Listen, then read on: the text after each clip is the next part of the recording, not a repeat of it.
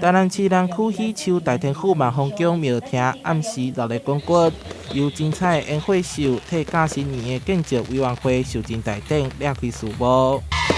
喜树大天府万丰宫2年拢会举办3条王石大典。去年10月间，着请示王爷向玉皇大天尊禀报决定起鼓日，还佫有跋杯遴选相关事项，会当讲是地方盛事。真荣幸啦吼，会当来担任这个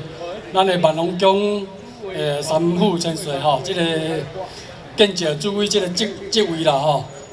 这是一个荣幸，嘛是一个责任啦吼。我希望这颗石吼。咱会当安尼来甲伊办落安尼圆满吼。这抽皮头半冬的时间啦，已经足侪足现的事都已经产生，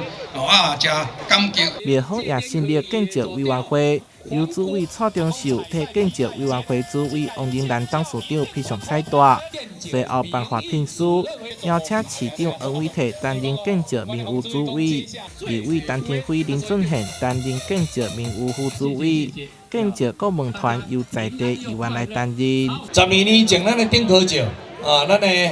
咱的王船吼，就是迄时阵咱的市长有赖清德来开工点完的，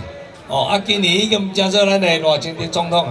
啊，希望咱佫请伊倒转来。咱也希望讲，即届咱甲新年12当一届的基安建筑大典，今仔日平安福宴食落了，会使讲头拄啊放烟火，会使讲开始起跑啦吼。即届咧，咱万隆宫要做就12当一届，甲咱这用心是偌有钱的出钱，有力的出力。做伙来共享成果。庙方表示，目前请示的照定起鼓日是今年的11月27号，建筑委员会将会来全力筹备这场盛事。科仪时庭也将请示王爷跋杯摆定，到时欢迎各地善信莅临参拜。台南新闻社会采访报道。